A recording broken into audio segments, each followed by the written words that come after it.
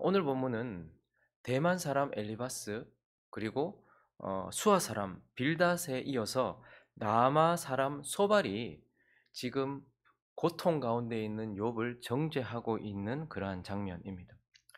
이 세 번째 친구 욥의 세 번째로 등장하는 이 세 번째 친구 소발은 그 앞에 친구들보다 훨씬 노골적이고 과격하게 욥을 정죄하고 또한 그를 혐오하고 또한 그를 안아줘야 할 그를 거부해 버리는 것을 보게 됩니다. 왜 이렇게 소발이 이 고통 가운데 있는 욥을 정죄하고 또한 혐오하면서 그를 거부하고 있는 것일까요?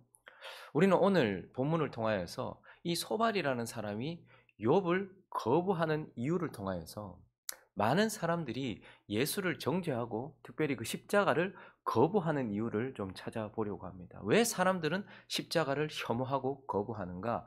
그 이유를 오늘 소발의 말을 통해서 한번 찾아보려고 하는데 두 가지로 살펴보겠습니다. 그 첫 번째는 바로 이성에 대한 맹신 때문이다. 이성에 대한 맹신. 이성으로 모든 것을 다 판단할 수 있다라고 생각하는 그 자만과 교만 때문이다라고 말하고 있어요. 여러분, 이성이라는 것은 하나님께서 우리에게 주신 최고의 선물들 중에 하나입니다. 그래서 우리는 이 이성으로 인식하고, 그래서 이성을 눈이라고 할 수 있죠. 인식하고 또한 인식한 것을 분석하고 또한 그것을 이해하고 또한 그것을 배워가고 거기에서 더욱더 발전해 가게 되는 것이죠. 그래서 이성은 우리의 삶에 많은 편리와 윤택함을 가져다 주었습니다. 그렇지만 이 이성은 많은 것을 인식하고 분별하지만 모든 것을 인식하고 분별하지는 못한다는 말입니다. 하나님이나 하나님이 하시는 일, 보이지 않는 것, 영적인 것은 이성으로는 다 파악할 수 없는, 그래서 이성은 최고의 선물 중에 하나이긴 하지만 키가 작아요. 그래서 이 선물을 가지고서는 하나님을 인식할 수는 없단 말입니다. 땅에 있는 많은 것들을 다 분석하고 이해할 수 있을지는 몰라도 하나님과 하나님이 하시는 일에 대해서는 다 파악을 할 수가 없는 그런 선물이라는 말이죠. 오늘 소발은 그의 말 가운데 스스로 가장 주장하고 있는 것이 뭐냐면 하나님이 오묘하시다라는 거예요. 6절을 보시면요. 하나님의 지혜의 오묘함으로 네게 보이시기를 원한다. 그러니까 하나님이 오묘하시다라고 말하고 있어요. 7절도 보면 네가 하나님의 오묘함을 어찌 측량하며 전능자를 어찌 능히 완전히 알겠느냐. 하늘보다 높으시고 수월보다 깊으신 그 하나님의 오묘하심을 어떻게 알겠느냐라고 말하면서 이 소발은 특별히 세 친구들 가운데서 가장 많이 하나님이 오묘하시다고 말해요. 그러니까 하나님이 오묘하시다는 말이 희한하다 이런 뜻이 아니고 측량이 불가능하다 이런 뜻이에요. 측량할 수 없다라는 그런 뜻이죠. 다 알 수 없다 이런 뜻입니다. 그런데 문제는 뭐죠? 가장 많이 하나님의 오묘함에 대해서 말하는 그가 가장 많이 자기의 이성으로 하나님을 판단하고 있다는 것을 보게 됩니다. 지금 욥의 고통은 하나님이 하고 계시는 일이에요. 사실 그들은 볼 수 없죠. 우리는 이 무대가 펼쳐질 때에 하늘에서 어떤 회의가 있었는지 그리고 무엇 때문에 이 일이 땅에서 이루어지고 있는지 우리는 보지만 이성으로서는 그걸 볼 수 없단 말입니다.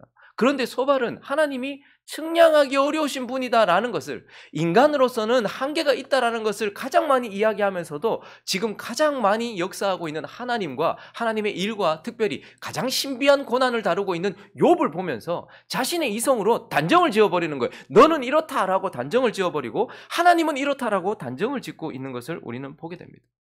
대만 사람 엘리바스가 욥을 정죄하고 혐오하고 욥을 거부했던 이유는 무엇이죠? 욥기 4장에 가보시면 12절부터 어떤 말씀이 내게 가만히 이루고 그 가느다란 소리가 내 귀에 들렸었나니 사람이 깊이 잠들 즈음 내가 그 밤에 본 환상으로 말미암아 생각이 번거로울 때에 두려움과 떨림이 내게 이르러서 모든 뼈마디가 흔들렸었느니라. 그때 영이 내 앞으로 지나가면 내 몸에 털이 쭈뼛하였었느니라. 그 영이 서 있는데 나는 그 형상을 알아보지는 못하여도 오직 한 형상이 내 눈앞에 있었느니라. 그때 내가 조용한 중에 한 목소리를 들었다. 이 대만 사람 엘리바스가 욥을 거부해버린 이유는 인간의 체험 때문에 그랬어요. 인간의 경험. 자신이 경험했던 그 경험 속에서 얻었던 그 무엇 때문에 욥을 강하게 거부하고 있는 것을 보게 되고 그를 혐오하고 그를 정죄하고 있죠. 그런데 두 번째 사람, 수아 사람 빌닷은요. 8장을 가보실까요? 청하건대 너는 옛사람에게 물으며 조상들이 터득한 일을 배울지어다. 우리는 어제부터 있었을 뿐이라 우리는 아는 것이 없으며 세상에 있는 날이 그림자와 같으니라. 그들이 네게 가르쳐 이르지 아니하겠느냐? 그 마음에서 나오는 말을 하지 아니하겠느냐? 이 수아 사람 이 빌닷이 욥을 거부했던 이유는 바로 인간의 전통 때문이었습니다. 엘리바스는 인간의 체험 때문이었어요. 그런데요, 이 빌닷은요, 인간의 어떠한 전통 때문이었어요.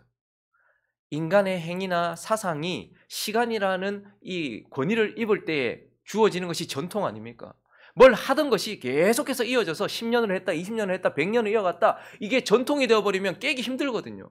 그러니까 이 빌닷은 인간의 전통 때문에 욥을 거부했던 거예요. 그런데 오늘 이 세 번째 친구 소발은요, 바로 인간의 이성 때문에, 자신의 생각 때문에, 인간의 지혜, 자신이 볼 수 있는 한계 안에서 하나님을 해석하려고 하고, 그것을 한계를 인정하지 않은 채 하나님에 대하여, 하나님이 하고 계시는 일에 대하여 가장 신비로운 고난인 이 욥의 고난을 해석하려고 했기 때문이에요.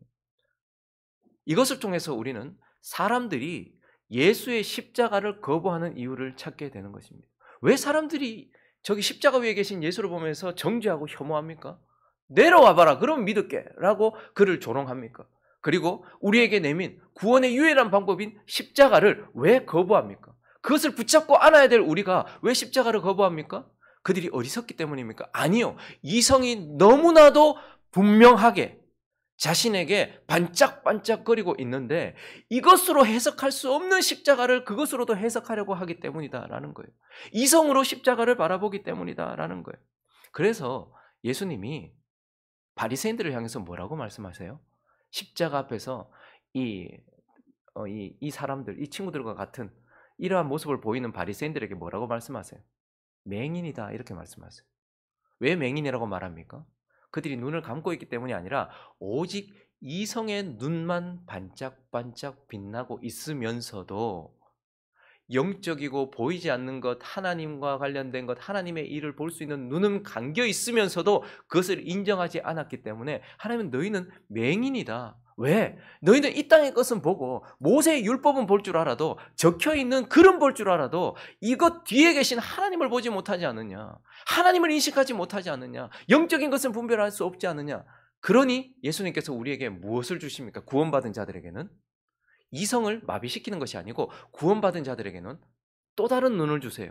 그게 뭐예요? 네? 믿음이라는 눈입니다.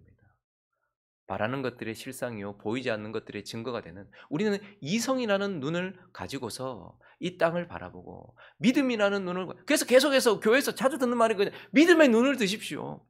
그래서 믿음으로 온 세상에 하나님이 창조하신 것을 보는 거예요. 우리는 창조된 피조 세계만 보지만 그러나 믿음은요, 그것을 창조하신 하나님을 보게 한단 말입니다. 그렇기 때문에 이제 구원받은 자들에게는 하나님이 이성으로만 바라보고 있던 우리에게 선물로 믿음을 주시고, 믿음을 통하여서 우리는 기록된 말씀 안에 계신 하나님, 내 속에 계신 하나님, 이 땅 가운데 역사하시는 하나님을 보게 된다라는 거예요. 그래서 믿음으로 우리는 십자가를 보게 되는 거예요. 내가 믿어서 십자가를 붙잡는 게 아니고 하나님이 믿음을 주셨기 때문에 십자가를 바라보면서 아, 하나님이 하시는 일이구나, 의인의 고난이구나, 구원의 문이구나 하는 것을 보게 되는 것이죠. 사람들이 이성을 가지고서 오직 이성을 가장 높은 자리에 두면서 그렇게 하는 그러한 그들의 맹신 때문에 많은 사람들이 유일한 구원의 문인 십자가를 거부한다라는 것을 우리는 보게 되는 것입니다. 그리고 또 하나, 오늘 이것을 통하여서, 이 소발을 통하여서 왜 사람들이 예수를 정죄하고 혐오하며 십자가를 거부하는가? 그것은 바로 회개에 대한 오해 때문입니다. 회개에 대한 오해. 이어지는 소발의 말은 참 섬뜩하기도 해요. 왜냐하면 우리가 자주 하는 말이거든요. 믿지 않는 자들에게, 고통받는 자들에게 우리가 자주 하는 말이에요. 13절부터 한번 보실까요? 되게 은혜스러운 말인 것처럼 느껴지게 돼요. 만일 네가 마음을 바로 정하고 주를 향하여 손을 들 때에 네 손에 죄악이 있거든 멀리 버려라. 불의가 내 장막에 있지 못하게 해라. 그리하면 네가 반드시 흠없는 얼굴을 들게 되고 굳게 서서 두려움이 없으리니 곧 네 환난을 잊을 것이라. 네가 기억할지라도 물이 흘러간 같을 것이며 네 생명의 날이 대낮보다 밝으리니 어둠이 있다 할지라도 아침과 같이 될 것이요 네가 희망이 있으므로 안전할 것이며 두루 살펴보고 평안히 쉬리라. 네가 누워도 두렵게 할 자가 없겠고 많은 사람이 네게 은혜를 구하리라. 어떻게 보면 되게 은혜스러운 말인 것 같고, 예수 믿는 부모가 세상에 나가 있는 자기 마음에 들지 않는 자녀들에게 혹은 믿는 아내가 남편에게 가장 많이 하는 말, 회개해라. 회개하면 네 괜찮아진다. 네가 죄를 버려라. 회개하면 된다. 지금 이렇게 말하고 있는 것이죠. 근데 정말 이 말 맞습니까? 내 시작은 미약하나 내 끝은 창대하리라 말했던 그 빌닷 같은 말처럼 이 말이 되게 우리 가운데 깊이 들어와 있는데 이 말이 맞는 말이냐 말입니다. 우리가 회개하면 우리가 구원을 얻습니까? 저와 여러분이 회개를 한다고 구원을 얻습니까? 저기 지금 세상 밖에 있는 사람이 회개를 한다고 구원을 얻습니까? 그들이 회개를 한다고 평안을 얻습니까? 회개는 구원을 얻는 수단이 아닙니다. 회개는 구원의 증거입니다. 회개를 해서 내가 구원을 얻은 것이 아니고 하나님이 구원을 주셨기 때문에 회개라는 현상이 나타나는 거란 말입니다. 둘째 아들이 멀리 나갔다가 돌아온 이유는 그가 진짜 아들이기 때문인 거예요. 그가 회개했기 때문에 아들로 받아들이는 것이 아니고 처음부터 진짜 아들이었기 때문에 돌아올 수 있단 말입니다. 누군가가 회개를 해요. 그래서 예수를 믿게 됐어요. 그러면 그 사람이 회개해서 구원받은 게 아니고 하나님이 창세전에 그를 선택하셨고 그에게 회개를 주셨기 때문에. 그래서 사도행전 11장 18절은 처음에 이 이상한 이해를 할 수 없었어요. 그들이 이 말을 듣고 처음에는 이 유대인들이 이방인하고 막 식사를 했다 하고 막 그 이방인들한테 갔다는 말 때문에 막 화가 나가지고 막 싸우다가, 아니 그들도 회개를 하더라. 그들도 하나님께 회개하고 막 예수 믿고 방언을 하고 하나님 찬양하더라. 그들이 이 말을 듣고 잠잠하여 하나님께 영광을 돌려 이르되, 그러면 하나님께서 이방인에게도 생명 얻는 뭐를 주셨다? 회개를. 많은 사람들이 믿음만 하나님이 선물로 주시는 줄 알아요. 회개도 하나님이 선물로 주셔야지 되는 것이고, 그래서 누군가가 죄에 대하여 깊이 인식하고 회개를 하고요. 그리고 잘못했던 것에 대하여서 회개를 한다. 하나님 앞에 다시 돌이킨다. 그건 그가 구원을 받은 수단이 아니라 그가 하나님께 구원을 받았다라는 증거인 것입니다. 근데 지금 소발은 뭐라고 말하고 있는 거예요? 회개하면 구원받는다는 거예요. 여러분, 교회 안에서도 10년, 20년, 30년, 40년 죽을 때까지 교회 다녀도 끝까지 회개 없이 가는 사람이 있습니다. 세상에서 네 회개해라. 네 그러면 네 예수 믿고 회개하면 네 구원받는다. 결코 그들의 능력으로는 회개를 할 수 없단 말입니다. 회개란 하나님이 선물로 주신 그러한 사람들에게 나타나는 현상이기 때문에요. 그러니까 소발은 지금 인간의 능력을 엄청 높이고 그냥 네가 회개할 수 있는 것처럼, 우리가 회개할 수 있는 것처럼 그렇게 말하고 있는 것이죠. 그리고 또한 회개는 죄 용서의 근거가 아니란 말입니다. 13절을 다시 보시면요. 만일 네가 마음을 바로 정하고 주를 향하여 손을 들 때에, 그래서 14절에도 보면 네가 죄악이 있으면 멀리 버려라. 그래서 마치 하나님이 우리가 회개했기 때문에 용서하는 것처럼, 내가 회개한다고 하나님이 용서합니까? 사람들은 내가 회개해서 하나님 용서를 하신다라고 생각합니다. 회개는 결코 죄 용서의 근거가 아닙니다. 하나님께서 누군가를 용서하셨다면 왜 용서하신 거예요? 예수 그리스도의 피 때문에 용서하신 거예요. 그리고 그 사람이 그 피를 의지했기 때문인 거예요. 그러니까 내가 회개했기 때문에 용서를 하신 게 아니란 말이에요. 근데 많은 사람들이 나는 죽을 때쯤 돼가지고 회개할 겁니다. 그리고 내가 회개하면 하나님 용서하신다. 그렇게 생각을 합니다. 아니요. 하나님이 누군가를 용서하셨다면 결코 내가 막 회개를 위하여 막 희생하고 헌신하고 나를 씻고 나를 정결케 하고, 그래서 정한 술을 떠놓고 그 겨울에 차가운 물로 몸을 씻고 하나님께 나갔기 때문에, 혹은 내가 뭔가를 열심히 해서 선행을 함으로써 그 죄를 덮었기 때문이라고 생각을 하는데, 하나님은 결코 우리의 어떠함으로 우리를 용서하시는 분이 아니에요. 용서하는 유일한 근거는 무엇이냐면 하나님의 중보자의 죽음, 그 피, 그리고 그것을 의지했기 때문에 그런 거예요. 저와 여러분이 오늘도 용서받은, 처음부터 우리가 교회에 들어와서 용서받은 이유는요, 우리가 하나님께 간절하게 빌었기 때문이 아니에요. 예수 그리스도가 우리를 위해 십자가에 죽으셨기 때문이에요. 그리고 그 예수 그리스도의 피를 우리가 믿었기 때문인 거예요. 그걸 붙잡았기 때문에 하나님께서 우리를 용서하신 것이란 말입니다. 그런데 소발의 말은 가만히 들어보면요, 내가 회개하면 하나님이 용서하고, 내가 깨끗하게 찾아가지고 씻고 그리고 뭔가로 덮고 하면 하나님이 나를 용서할 것처럼 생각을 하고 있는 이러한 자신의 회개가 구원과 평안을 가져다 줄 것이라고 생각하는 그러한 말을 하고 있는 거예요.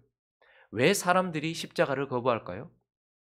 내가 선행을 하거나 내가 희생을 하거나 내가 회개를 하면 그리스도 없이 중보자 없이 하나님께 용서를 받을 수 있다라고 생각하고 있기 때문에 그런 거예요. 많은 사람들이 굳이 내가 당신은 왜 천국 갈 거라고 생각합니까? 라고 나는 선하게 살았고 나는 남들한테 잘못한 것도 별로 없고 그리고 당신은 왜 천국 갈 거라고 생각하면 내가 죄를 씻었고 내가 그거 반성했고 회개했고 내 이제 그거 안 하기 때문입니다 라고 생각을 하는 거예요. 그러나 하나님은 결코 우리의 깨끗함이나 우리의 행위나 우리의 선행으로 우리를 용서하시거나 구원하시지 않습니다. 우리 모두가 다 내가 주께로 지금 가온 십자가의 보혈로 날 씻어 주소서라는 그러한 우리의 행위 때문에 하나님께서 우리를 용서하신 것이죠. 자신이 씻을 수 있다 생각하고 자신이 하나님께 용서받을 수 있다고 생각하는 이러한 잘못된 생각, 회개에 대한 오해 때문에 그는 욥을 거부했고 사람들은 십자가를 거부했다라는 것을 보게 되는 것입니다. 말씀을 정리합니다. 사람들이 예수를 혐오하고 십자가를 거부하는 이유는 그러니까 한마디로 말하는 뭐예요? 교만 때문입니다. 그 십자가를 거부하는 이유는 교만 때문입니다. 하나님이 주신 믿음이라는 눈이 없이도 나의 반짝이는 이성으로 모든 것을 판단할 수 있다라고 생각하는 인간의 지혜로 나는 다 할 수 있다라고 생각하는 그 교만. 하나님이 믿음 주시지 않으면 믿음의 눈을 주시지 않으면 볼 수 없는 그러한 것들을 이성의 눈을 가지고서 자기는 알 수 있다라고 생각하는 그 교만. 그리고 하나님이 주신 예수 그리스도라는 중보자 그분의 피 없이도 내가 하나님께 갈 수 있다라고 생각하는 죄를 용서받을 수 있고 씻을 수 있다라고 생각하는 그러한 교만. 그러한 교만 때문에 십자가를 거부하는 것입니다. 그러므로 세상에서 가장 악한 죄는 살인, 간음, 도둑질이 아니라 예수 그리스도의 십자가를 거부하는 것이다 라는 것을 기억하는 오늘 이 아침 되시기를 예수 그리스도의 이름으로 축원합니다.